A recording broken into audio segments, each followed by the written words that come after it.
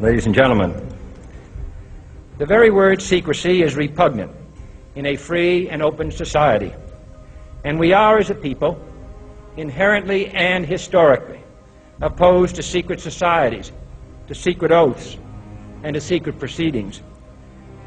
We decided long ago that the dangers of excessive and unwarranted concealment of pertinent facts far outweighed the dangers which are cited to justify it. Even today, there is little value in opposing the threat of a closed society by imitating its arbitrary restrictions. Even today, there is little value in ensuring the survival of our nation if our traditions do not survive with it. And there is very grave danger that an announced need for increased security will be seized upon by those anxious to expand its meaning to the very limits of official censorship and concealment. That I do not intend to permit to the extent that it's in my control. And no official of my administration, whether his rank is high or low, civilian or military, should interpret my words here tonight as an excuse to censor the news, to stifle dissent, to cover up our mistakes, or to withhold from the press and the public the facts they deserve to know. For we are opposed around the world by a monolithic and ruthless conspiracy that relies primarily on covert means for expanding its sphere of influence, on infiltration instead of invasion, on subversion instead of elections, on intimidation instead of free choice, on guerrillas by night instead of armies by day.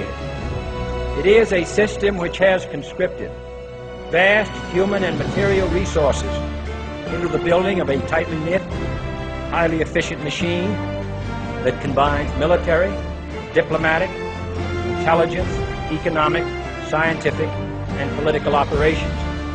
Its preparations are concealed, not published.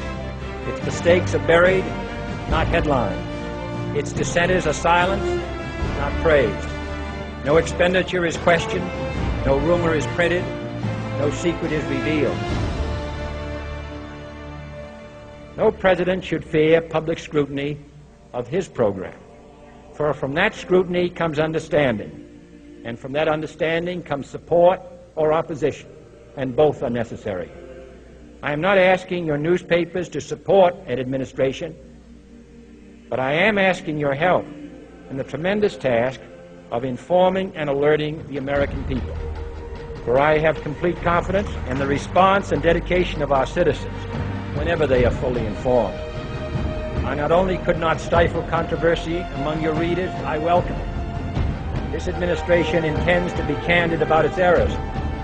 For as a wise man once said, an error doesn't become a mistake until you refuse to correct it. We intend to accept full responsibility for our errors, and we expect you to point them out when we miss them.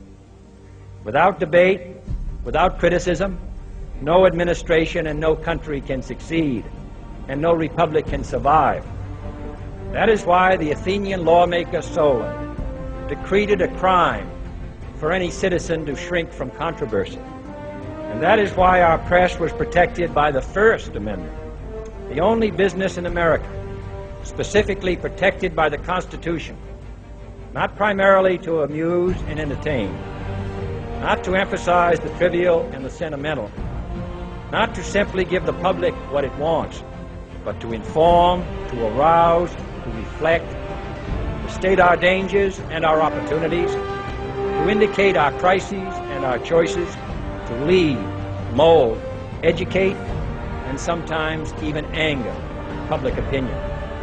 And so it is to the printing press, to the recorder of man's deeds, the keeper of his conscience, the courier of his news, that we look for strength and assistance, confident that with your help, man will be what he was born to be, free and independent.